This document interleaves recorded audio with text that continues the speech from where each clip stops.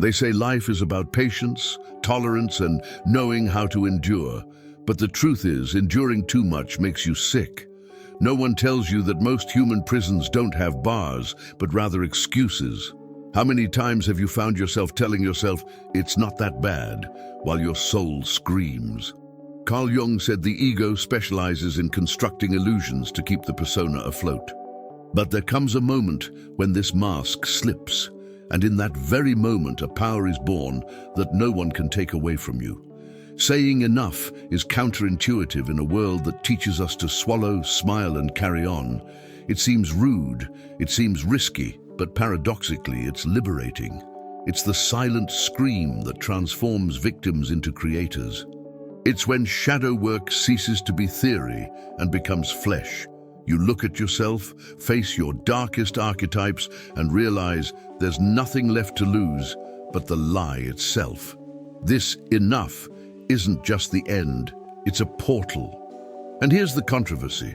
No one tells you that the true spiritual leap doesn't happen in the comfort of beautiful meditations, but in the discomfort of an imposed limit. Enough is the cut that separates past and future. Fear and courage, prison and individuation. It's the moment you discover that spirituality isn't about closing your eyes to escape, but opening your eyes to finally see. There comes a time when the soul, tired of carrying invisible weights, raises a silent cry. Enough. It's not just any word, but a symbolic break with what the ego insists on sustaining, for fear of losing the persona it has constructed before the world. Carl Jung reminds us that when we ignore this inner voice, we plunge into unconscious repetitions that distance us from the self. The curious thing is that this moment rarely arrives smoothly. It usually explodes amidst chaos, when masks no longer sustain the social theater. This is when shadow work becomes inevitable, for life demands courage to tear apart the illusion of the archetypes that imprison us. This moment is comparable to a clock that suddenly stops. Everything that once seemed urgent loses importance, and the heart realizes that continuing on the same path would be a betrayal of itself. Many people live decades without daring to say enough, because they believe spirituality is just prayer or meditation, when in reality it's an act of inner rebellion against unhealthy patterns. Imagine someone who has spent years in a toxic job, enduring humiliations. The moment to say enough is when they realize that no promotion can pay the price for their own emotional health.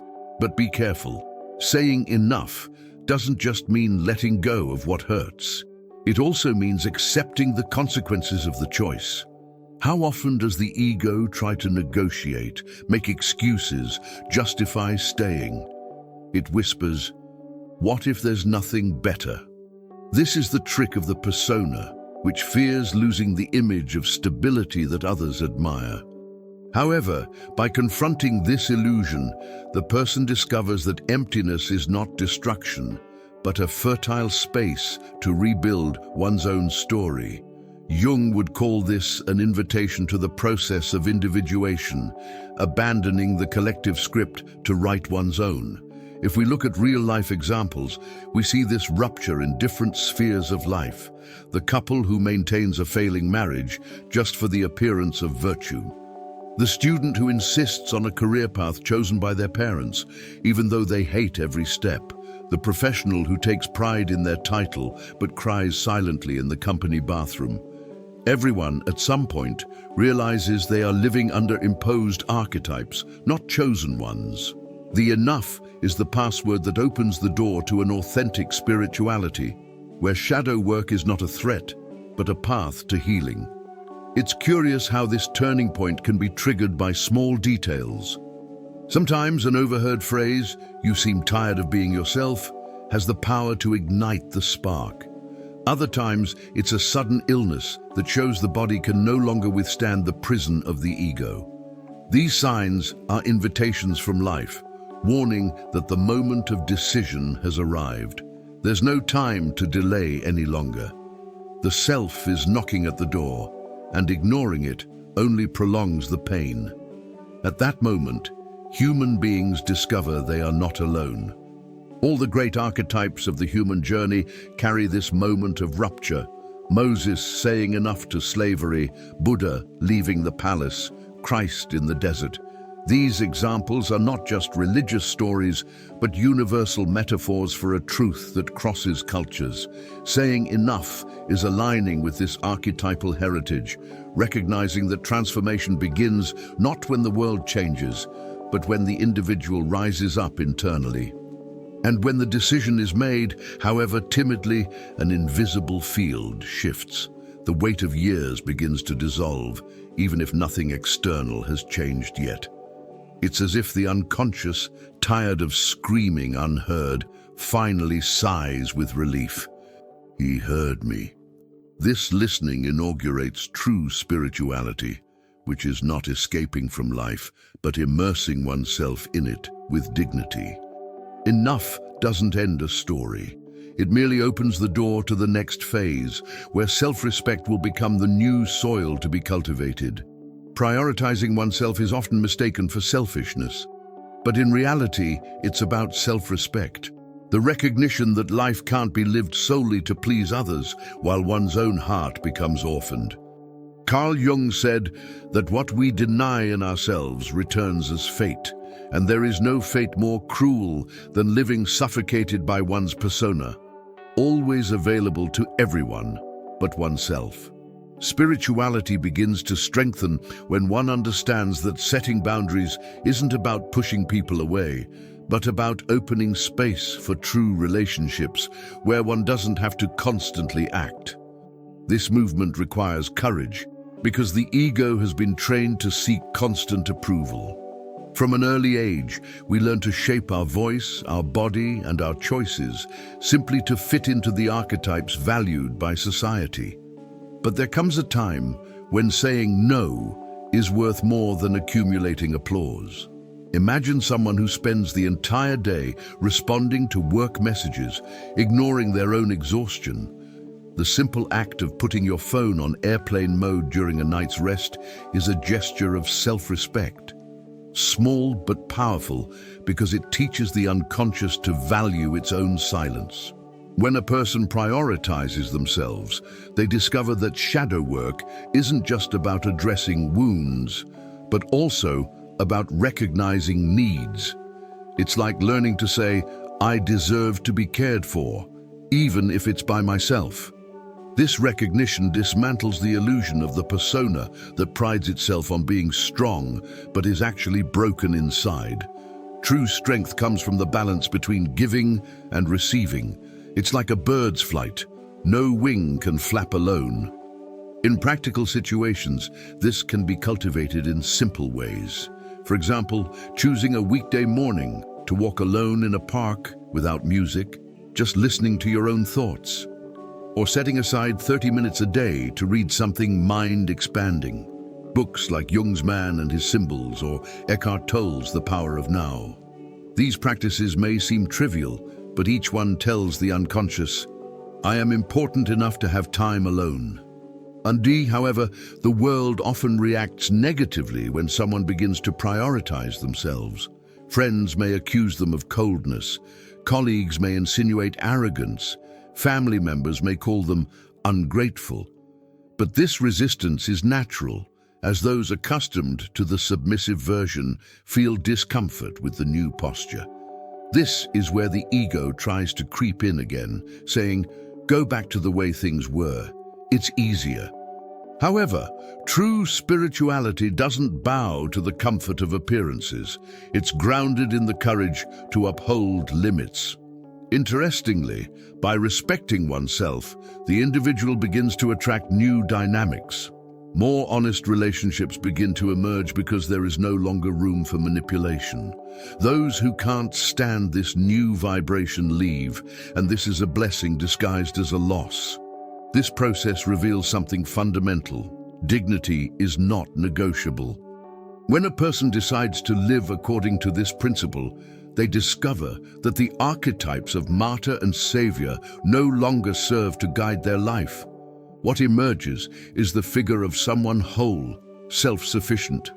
And as this choice solidifies, life begins to prepare for the next step, because prioritizing yourself isn't the end point, but the gateway that leads to the deepest transformation, breaking with the old structures that no longer support who you're becoming.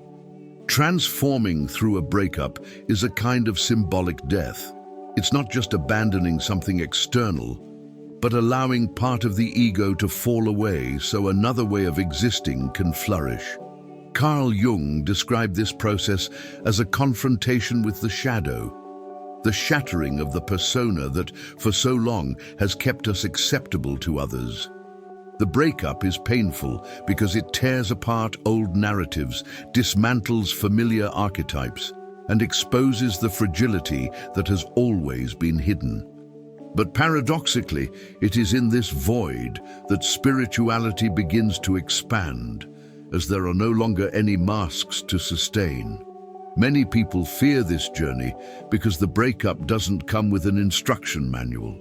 It's as if someone has to cross a bridge that burns behind every step. What's left behind can no longer be recovered, and what lies ahead is not yet visible. Imagine someone breaking up with a toxic relationship. At first, the silence seems unbearable, but gradually this space reveals itself as an invitation to rediscover who one is without the weight of the other. It's this kind of rupture that reconfigures not only one's life, but one's entire soul. It's important to understand that a breakup doesn't have to be dramatic, but it does need to be definitive. Small decisions, like stopping repeating self-sabotaging patterns, are also forms of rupture. For example, someone accustomed to accepting unwanted invitations just to appear friendly can transform their life by starting to say no firmly. This simple gesture may seem insignificant, but it's actually the deconstruction of an entire archetype of submission, shadow work in action, in everyday life. In this process, spirituality shows its less romantic side. Instead of immediate peace, it offers discomfort. Instead of certainty, it delivers doubt. The ego, accustomed to controlling narratives, suffers, but this pain is not punishment, it is purification. Think of gold. It only becomes pure when it is placed in the fire. So it is with the psyche. It only reveals itself when it undergoes the ruptures that melt the superficial layers. Historical examples illustrate this movement well. When Buddha left the palace, he broke with comfort to seek the true meaning of existence. When Jung broke with Freud, he not only left a master, but also paved the way for the creation of an entire psychology based on archetypes and the collective unconscious. The rupture in these cases was not just personal. It was the birth of new ways of life that impacted generations. This is the power contained in the no turning back statement. Of course, not every breakup will be grand, but they all share a common characteristic: the chance to rewrite one's identity. Those who previously saw themselves as mere victims may, after the breakup, perceive themselves as creators. Those who previously lived to please others may, after the breakup, experience the taste of making their own decisions. These internal shifts are silent transformations that over time change the way we walk, speak, and choose. And the more a person allows themselves to go through these ruptures, the stronger they become. A strange sense of freedom emerges, accompanied by a new fear. What next? This fear should not be avoided, but embraced, for it signals that something greater is emerging. Ultimately, each rupture is merely preparation for rebirth, the moment when inner strength begins to rise from the ashes of the old self. Inner strength is born not in comfort, but in friction. It is precisely after a breakup that it begins to pulse, as if the soul previously stifled by the persona finally has room to breathe. Carl Jung said that what we need is often hidden in the shadows. And by facing this territory, we discover reserves of courage we never imagined we had. It is at this point that the ego, already weakened, tries to convince us to turn back. But those who have gone through a breakup know There is no going back. Spirituality reveals itself as an inner fire, fueled not by certainties, but by trust in the invisible. This strength doesn't appear in grandiose form like in a superhero movie.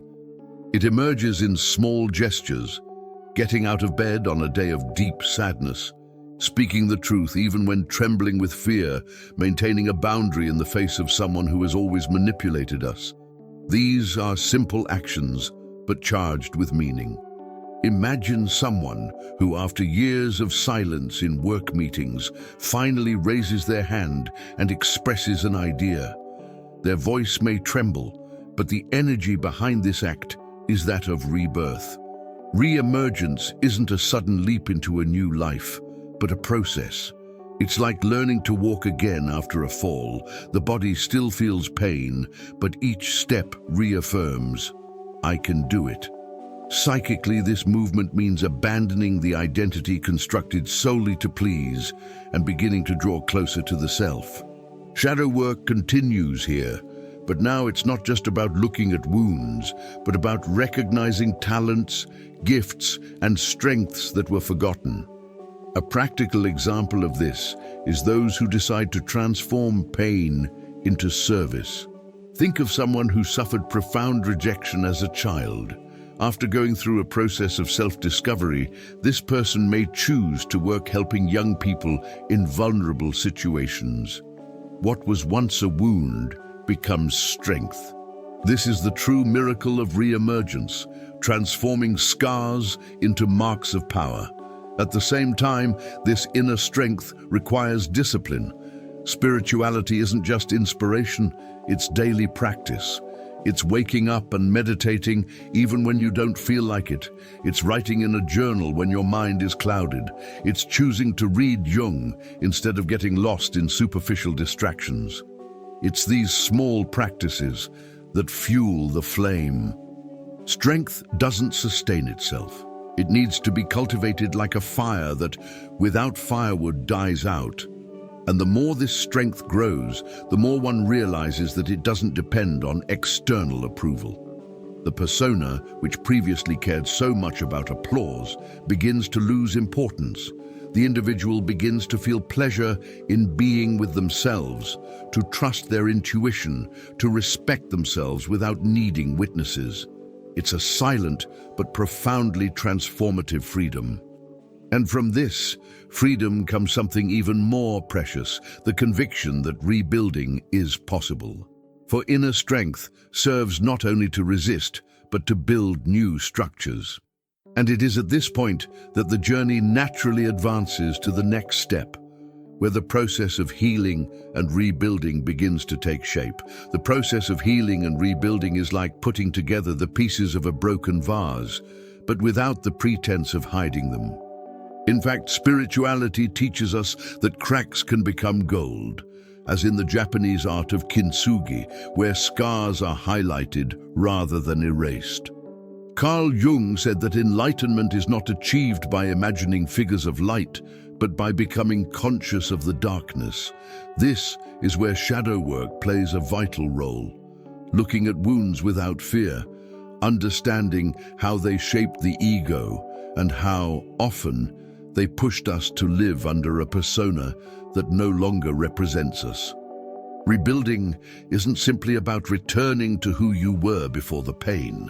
It's about building a more whole and self-aware version of yourself. Someone who has suffered rejection, for example, can rebuild themselves by learning to set clear boundaries in their relationships. This learning doesn't erase the past, but it transforms the internal narrative from a rejected victim to a self-respecting individual. This type of reconstruction doesn't happen all at once. It's slow, daily, and requires the patience of someone who knows that great things aren't built in a day. In practice, healing can begin with small choices. Writing about one's emotions every day is a simple way to engage with the unconscious. Jung-based therapies, such as active imagination, can also be powerful tools for accessing profound content. Another practice is seeking out spirituality circles or reading groups, where reflections on archetypes and the ego come alive through dialogue. These experiences help one realize that the process is not solitary. There are always others walking the same path of reconstruction, but it's important not to romanticize healing. It's often uncomfortable. When cleaning the wound, it stings. When rebuilding, there are days when the weight seems unbearable. The impatient ego always desires immediate results, but the soul doesn't function at the same pace. This is where humor can help. How many times have we laughed at ourselves, realizing we tried to be strong but cried watching a banal movie? This lightness is also healing, admitting that we are human, fragile, contradictory, and that this doesn't make us less worthy. Reconstruction also involves the body. After all, there is no healthy spirituality without considering the flesh that houses the soul. Exercise, a balanced diet, and restorative sleep are all part of the work of integration. The ego may think it's a waste of time to care for these areas, but they are the foundations for the unconscious to work in harmony. It's difficult to rebuild a castle when its foundations are corroded. Interestingly, as healing progresses, the person begins to relate differently to their own archetypes. The hero, previously seen as a savior of others, becomes the hero of their own story. The wise man, previously sought in books or external teachers, begins to dwell within their own psyche. This internal reconciliation generates a serene strength, no longer needing to prove anything to anyone, and as this balance returns, self-esteem flourishes. But it's not the shallow self-esteem of motivational slogans. It's a profound dignity, which becomes the next territory to be explored. Because, once rebuilt, human beings need to remember who they are, and in this rediscovery, true identity is born. Self-esteem, dignity, and identity are not floating concepts achieved with ready-made self-help phrases. They are pillars built when individuals allow themselves to go through shadow work and face their relationship with themselves head-on. Carl Jung reminds us that the ego creates countless illusions to maintain control, and one of them is the belief that self-esteem is limited to external recognition. But dignity arises when one discovers that self-worth cannot be conditioned by the approval of others or the role one plays on the social stage. True self-esteem is silent because it needs no witnesses. It reveals itself in the way one treats oneself when no one is looking. It's choosing not to humiliate oneself in a relationship, even if the loneliness hurts. It's refusing a job that violates principles, even when faced with financial pressure. These gestures are living proof that dignity is non-negotiable. And the curious thing is that the longer one holds this position, the more one realizes that identity is not something to be invented, but something to be remembered, a return to the self. Practical examples help understand this process. Consider someone who has always sought applause, molding themselves into the people-pleaser archetype. When this person begins to prioritize what truly makes sense to them, they will inevitably lose some of the approval they once valued. However, by sticking to their decision, they discover that external applause was merely a fragile barrier. True strength emerges when the unconscious recognizes that there is no greater price than betraying one's own soul. Strengthening identity also involves reconciling with the shadow. Often, what we reject within ourselves contains precisely the material necessary to become whole. Someone who has always repressed anger, for example, may discover that within it lies the vital energy to set limits and stand up for what they believe in. Authentic spirituality is not about eliminating emotions, but about integrating them into the whole. Jung called this individuation, the process of becoming who one is, not who the world expects. This path can be cultivated through simple yet profound daily practices, keeping a journal where you record not only your achievements, but also your vulnerabilities. Looking in the mirror and holding your gaze, asking, "Who am I beyond what is expected of me?" Choosing reading material that expands your self-perception, such as Jung's Memories, Dreams and Reflections, which depicts the intimate journey of a man who dared to be true to his own soul. These actions serve as anchors for identity. Over time, self-esteem stops being an effort and becomes a natural state. A person perceives themselves as worthy not because of something they've done or achieved, but simply because they exist. This awareness changes their posture. Their voice becomes firm, their body aligns, and their presence gains magnetism. It's as if the psychic energy previously wasted on maintaining appearances is now directed toward living fully. And when self-esteem, dignity, and identity come together, something curious happens.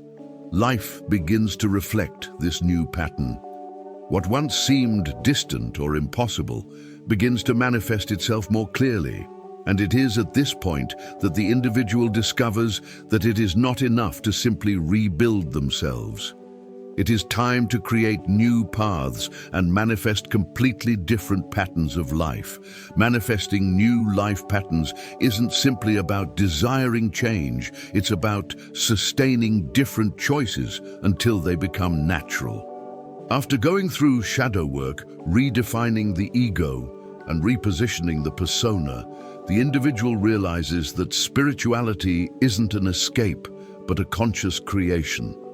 Carl Jung said, "You will not become enlightened by imagining figures of light, but by making darkness conscious." And it is precisely from this awareness that new life possibilities emerge, because the energy previously trapped in unconscious repetitions is now free to generate the future. These new patterns reveal themselves in small but consistent actions.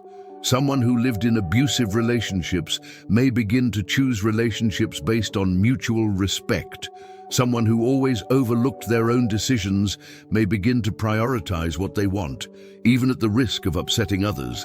These changes, when combined, create a new psychological atmosphere. It's like changing the foundation of a house. Even if the facade still looks the same, everything is already being supported differently. Manifestation also connects with conscious practices. Establishing daily rituals, such as meditating at dawn, reading works that nourish the soul, Jung's Red Book, for example, or even practicing written gratitude. These habits are more than simple tasks. They are daily reminders that the individual is choosing to live under new archetypes. The warrior who once fought against himself now uses his strength to protect his peace. The wise man, who was once sought after by gurus, now manifests within his own unconscious. However, creating new patterns requires attention. The cunning ego always tries to drag us back to the old familiar because it provides comfort. It's like someone who decides to change their diet but misses the old excesses. Here, spirituality presents itself as loving discipline, not imposing rigid rules, but supporting choices that elevate. And when mistakes happen, because they do, instead of blame, learning takes over. This differentiates those stuck in the past from those truly building the future. Practical examples help to make this idea concrete. Consider someone who, for years, spent compulsively to fill a void. As they go through the process of individuation, this person may decide to invest in something that builds stability. Courses, transformative trips, or even social impact initiatives. Money, which was once an escape, now becomes a tool for creation. This is manifestation in its essence, giving visible form to an internal change. Over time, the new patterns stop feeling like effort and become identity. The body begins to respond differently, relationships align, and opportunities arise almost like synchronicities. Jung would call this alignment with the self, when external life begins to mirror internal coherence. It's as if the universe responds, "Now that you know who you are, I'll show you where you can go." And by realizing this, the individual understands that the journey doesn't end. The initial arrival was just the seed. With each new cycle, there will be moments of rupture, re-emergence, healing, and reconstruction. Manifestation is not an end point, but the beginning of a constant dance with one's own soul. Now that you've made it through this journey, the question remains: how long will you endure what's already killing you silently? Saying enough isn't a luxury, it's survival. It's the first act of courage of someone who has decided to stop betraying themselves. Carl Jung reminds us that ignoring the shadow is living in repetition, but integrating it is the beginning of freedom. So, what will you choose? Continue repeating the same stories or make room for new patterns of living? Look within. Where does your ego still convince you to accept less than you deserve? In what relationships is your dignity being negotiated? What archetypes do you still wear just to fit in? These aren't easy questions, but they are the keys to your individuation process. And if you truly want to transform yourself, you need to respond not with words, but with choices. Now it's your turn. If this video sparked something in you, apply what you learned. Write down 3 areas of your life today where you need to say enough and take the first step toward change. Don't wait until tomorrow, because procrastination is just another mask for fear. Start small, but start. And I want to hear from you. Where in your life does this enough need to resonate more strongly? Write in the comments. Sometimes sharing is the first step to not going back. If this message spoke to your soul, subscribe to the channel and turn on notifications. Here, you'll continue delving into content about spirituality, ego, persona, shadow work, and archetypes, always with the depth your journey deserves.